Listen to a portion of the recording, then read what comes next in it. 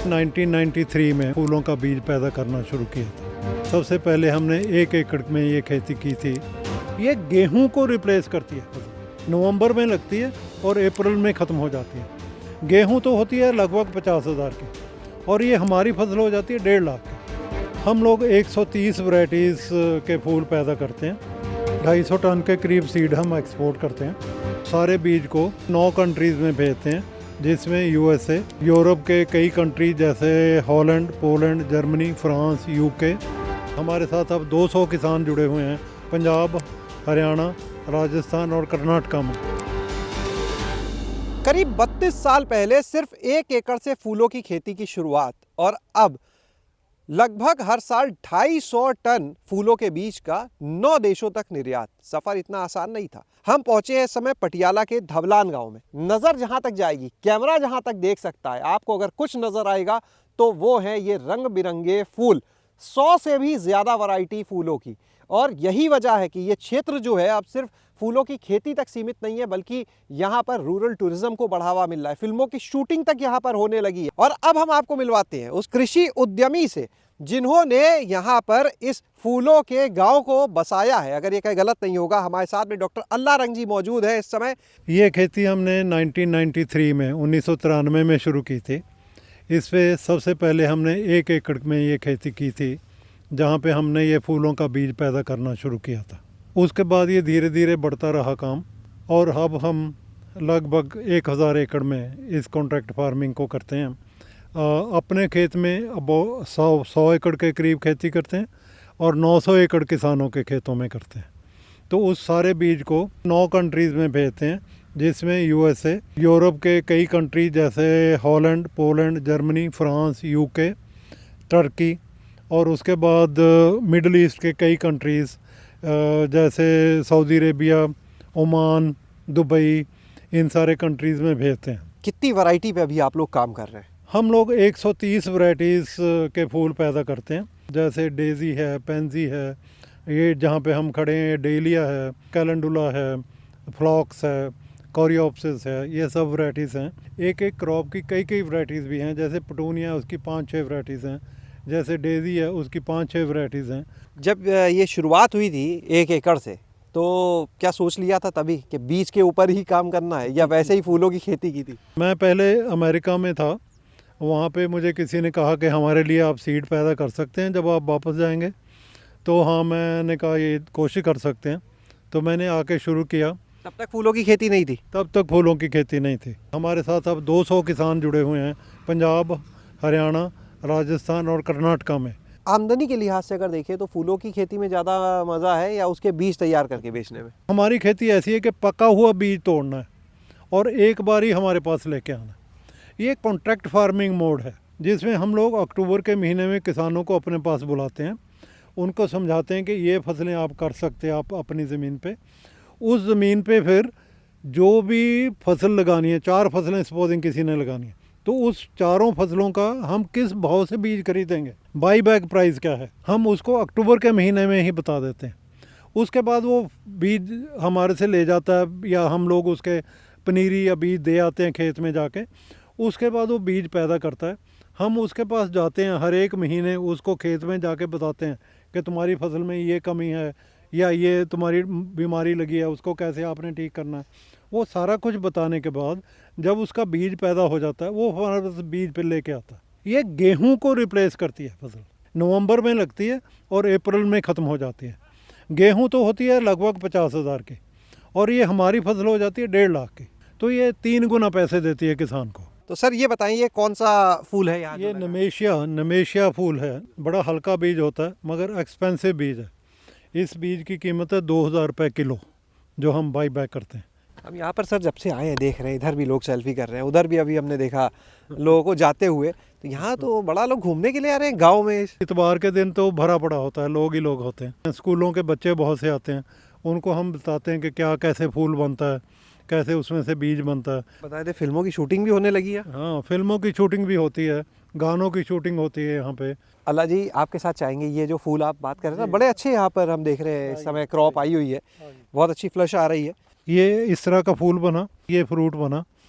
ये फ्रूट जो है इसमें अब बीज है, मैं एक फूल ख़राब करूँगा ये, इसमें अभी वाइट होगा बीज, जो बीज है ये वाइट अभी है, ये ब्राउन हो जाएगा। एक इसके फ्रूट में कम से कम भी 1 ग्राम बीज होता है।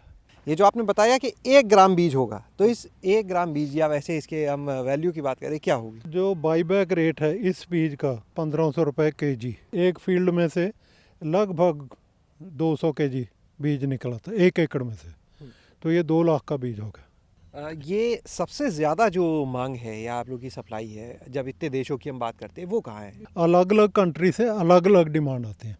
जैसे कई कंट्री हैं, जैसे अमेरिका है, वहाँ से एक क्रॉप है जिसको एस्कोल्जिया कहते हैं, उसकी बहुत डिमांड आती है। इसी तरह से वहाँ से कोरियोप्सिस की बहुत डिमांड आती है। यूरोपियन कंट्रीज़ हैं, उनमें से डेजी की, नमेशिया की या और फसलों की बहुत डिमांड आती है। तो इस तरह से बटी हुई है डिमांड। कुछ किसानों के पास भी चलते हैं जो इससे जुड़े हैं और उनसे भी बात करते हैं। कौन से फूल लगाए हैं यहाँ पे? हमने नमेशिया लगाया, कलोम, डेजी, पॉपी। कितने एकड़ में कर रहे हैं खेती? हम 5 एकड़ में कर रहे हैं खेती, कब से कर रहे हैं? 5-6 साल से। आप भी सारा बीज तैयार करते हैं कि खुला फूल भी बेचते हैं? नहीं, बीज ही तैयार करते हैं खाली। इससे पहले क्या करते थे? इससे पहले कनक की खेती करते थे, गेहूं की। वो 60 या 65 हज़ार का निकलती थी एकड़, और ये 1.5 लाख तक चला जाता है एकड़। खर्चे? खर्चा आता है बस 25 से 30 हज़ार पर एकड़ पर। तो आप यहाँ पर सुन रहे थे बहादुर सिंह जी को, और अब हम चलेंगे एक बार फिर से दिखाएंगे जो अभी ये डॉक्टर अल्लाह रंग जी के यहाँ खेतों में और जो फूल लगे हैं और जो मॉडल है उसके बारे में और चीज़ें दिखाएंगे। तो अभी ये जो आप पूरी एक सफ़ेद चादर सी बिछी देख रहे हैं फूलों की, ये सफ़ेद रंग का डेजी फूल यहाँ पर लगा हुआ है। कितना खूबसूरत नज़ारा आप यहाँ पर देख पा रहे हैं। तो डॉक्टर साहब, बड़ा ही शानदार ये जो नज़ारा है, लग रहा है चांदनी बिछा दी गई हो। जी, ये इस तरह से ही होता है जी। अभी और इसमें फूल खिलेंगे। एक एक प्लांट को लगभग 50 से 100 फूल खिलता है। ये बहुत अच्छी फसल है बीज पैदा करने के लिए भी। ये 2 लाख से ज़्यादा पैसे दे देती है 1 एकड़ से। सीड की क्वालिटी की बात, कितना ध्यान देना पड़ता है? ये जो फील्ड है इसमें कैलेंडुला लगा हुआ है येलो कलर का, मगर इसमें एक प्लांट ये आ गया जो कि ऑरेंज है, तो ये बूटा इसमें होना नहीं चाहिए। तो अब ये बिल्कुल प्योर क्रॉप है, इसमें कोई भी दूसरा प्लांट नहीं है, ये होना चाहिए। फिर इसका बीज तोड़ा जाएगा। जो बीज तोड़ेंगे उसको मशीनों पे साफ़ करेंगे। फिर साफ़ करने के बाद उसकी जर्मिनेशन और प्योरिटी टेस्ट होगी, और जर्मिनेशन प्योरिटी टेस्ट होने के बाद वो कोल्ड रूम में जाएगा सूखने के लिए। फिर वो उसको बड़ी बैग्स में या छोटे बैग्स में, जैसी भी किसी की रिक्वायरमेंट है, उसको पैक करके बाहर भेजा जाएगा। तो एक बार वो तस्वीर अपने दर्शकों को हम दिखा देते हैं आपके साथ चल के। जी जी। तो अभी हम मशीनरी सेक्शन में आ गए हैं। जब फूलों के बीज खेतों से आते हैं तो उनकी सफाई का काम यहाँ पर किया जाता है। डॉक्टर अल्लाह रंग जी, ये जो हिस्सा है इसके बारे में बताएं। जो भी सीड हमने बाहर भेजना है, हर एक मुल्क की अपनी रिक्वायरमेंट है कि कितनी जर्मिनेशन उसको चाहिए, कितनी उसको मॉइस्चर चाहिए सीड में, और कितनी प्योरिटी चाहिए। और उसको मेंटेन करने के लिए हमें इन मशीनों से उसको निकालना पड़ता है। कम से कम भी एक सीड जो हमारे पास किसान लेके आता है वो 5 मशीनों से निकलता है। उसकी प्योरिटी 99% हो जाती है, और जर्मिनेशन जितनी भी चाहिए होती है उतनी हम लोग उसकी मेंटेन कर लेते हैं। ये वो लैब है जहाँ पर फूलों के बीज का जर्मिनेशन और प्योरिटी टेस्ट किया जाता है। मशीनों पे बीज साफ हुआ, उसके बाद ये बीज यहाँ आ गया। इस बीज को मैनुअली हाथ से साफ किया जाता है, और फाइनल क्लीनिंग। एक सैंपल है, ये सैंपल में से ये निकला, इसका मतलब इस बीज में से इतनी इम्प्योरिटी है, इसको तोलना है। इसको तोल के अगर ये 1% से ज़्यादा है तो ये सीड दोबारा से टेस्टिंग के लिए जाएगा। अगर ये 1% से कम है तो ये सीड पास है, और उसके बाद यही सीड फिर जर्मिनेशन लगती है इसकी।